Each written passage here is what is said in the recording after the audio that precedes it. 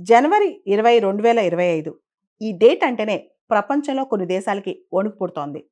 American ప్రెసిడెంట్‌గా Donald Trump ప్రమాణ స్వీకారం చేయబోయే రోజు అది. ఆ తర్వాత ఏ దేశాల మీద ఎలాంటి చర్యలు తీసుకుంటాడో, దేని మీద ఏ ట్యాక్స్ ఏస్తాడో అందరికీ భయంగానే ఉంది. ఆల్రెడీ ఆయన హెచ్చరించేశారు. చైనా మీద 100% ట్యాక్స్‌లేస్తాను అవసరమైతే అని చెప్పి. మెక్సికో, కెనడాని కూడా హెచ్చరించారు. నిన్న ఒక న్యూస్ బాగా ట్రెండ్ అవుతోంది.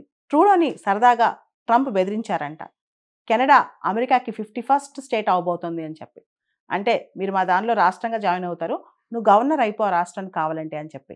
అంతకెందుకు బెదిరించారు? ఒకసారి ఈ కథనం చూద్దాం. ట్రూడో డొనాల్డ్ ట్రంప్‌ని కలిసారంట ఒక ప్రైవేట్ రిసార్ట్‌లో ప్రెసిడెంట్ ఎలెక్ట్‌ని. అప్పుడు డొనాల్డ్ ట్రంప్ ఒక మాట చెప్పారంట. కెనడా నుంచి డ్రగ్స్ కానీ, ఇల్లీగల్ ఇమిగ్రెంట్స్ కానీ ఎవరిని అమెరికాలోకి రాకుండా చూడండి. వస్తే మాత్రం ఊరుకునేది లేదు. వస్తే మాత్రం కఠినమైన చర్యలు తీసుకుంటామని చెప్పి. అమెరికా, కెనడా బార్డర్స్ టైటన్ చేయమని చెప్పి, టఫెన్ చేయమని చెప్పి కూడా ట్రూడోకి చెప్పారంట డొనాల్డ్ ట్రంప్. అంతేకాదు, ఒకవేళ గనక కెనడా చెప్పిన మాట వినకపోతే, కెనడా అమెరికాకి పంపించే ఎక్స్‌పోర్ట్స్ మీద 25% టారిఫ్స్ ఏస్తామని చెప్పారంట. కెనడా కంప్లీట్‌గా అమెరికా పైన డిపెండ్ అయింది. ఎలా అంటే 75% Canadian goods and services exports అమెరికాకే. ఇన్‌ఫాక్ట్ డొనాల్డ్ ట్రంప్‌కి కెనడా మీద చాలా పెద్ద కంప్లెయింట్ ఉంది. అమెరికాకి కెనడాతో ట్రేడ్ డెఫిసిట్ ఉంది. అంటే కెనడా అమెరికాకి ఎక్కువ అమ్మిద్ది, అమెరికా నుంచి తక్కువ కొనుక్కుంటది.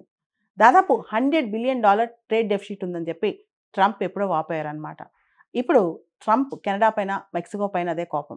అందుకనే బార్డర్స్ టైటన్ చేస్తానని చెప్పి, ఎవరిని రానినని చెప్పి, అందులో భాగంగా కెనడాకి రకరకాల దేశాల నుంచి వచ్చిన వాళ్ళు కెనడాకి వచ్చి అటునుంచి అమెరికాలోకి ఎంటర్ అవుతున్నారని కూడా ట్రంప్‌కి అనుమానం అనమాట. సో వీటన్నిటికీ సమాధానంగా ట్రంప్ కెనడాని బెదిరించేశారు. 25% టారిఫ్ ఏస్తాను మీరు స్ట్రిక్ట్‌గా రూల్స్ ఫాలో అవ్వకపోతే.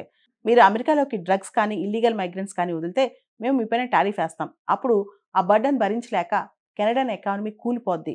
ఖచ్చితంగా మీరు అమెరికాలో కలవాల్సిందే.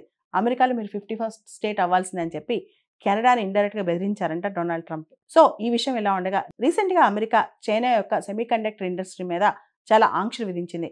దీనికి రిటాలియేషన్‌గా చైనా ఇప్పుడు క్రిటికల్ మినరల్స్ అమెరికాకు అమ్మటం, ముఖ్యంగా జెర్మేనియం, గేలియం, యాంటిమోనీ ఇలాంటి క్రిటికల్ మినరల్ సప్లై మొత్తం బ్యాన్ చేసిందనమాట. భవిష్యత్తులో అంటే 2025లో మనం ఖచ్చితంగా పెద్ద యుద్ధమే చూడాలి. అది మామూలు యుద్ధం కాదు. వాణిజ్య యుద్ధం అని చెప్పొచ్చు. ట్రేడ్ వార్ అని చెప్పొచ్చు.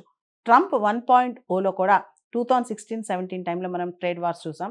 ఇప్పుడు మళ్ళా కొత్త ట్రేడ్ వార్. అయితే ఇవన్నీ ఏం ప్రశ్నిస్తున్నాయంటే డబ్ల్యూటీఓ ప్రపంచ వాణిజ్య సంస్థ యొక్క అస్తిత్వాన్ని ప్రశ్నిస్తున్నాయి. డబ్ల్యూటీఓ ఇర్రెలవెంట్‌గా మారబోతోంది ట్రంప్ యుగంలో అని చెప్పొచ్చు. ట్రంప్ 2.0లో ట్రేడ్ వార్స్‌తో పాటు కరెన్సీ వార్స్ కూడా చూడొచ్చు. రీసెంట్‌గా బ్రిక్స్ దేశాల్ని ట్రంప్ ఆల్రెడీ బెదిరించేశారు. మీరు గనక ఆల్టర్‌నేటివ్ కరెన్సీ తెస్తే, డాలర్ విలువ తగ్గించాలని, డాలర్ ఒక ప్రాబల్యం తగ్గించాలని ట్రై చేస్తే, అసలు మిమ్మల్ని కంప్లీట్‌గా మీతో ట్రేడ్ దూరం చేసుకుంటానని చెప్పి ట్రంప్ బెదిరించారు.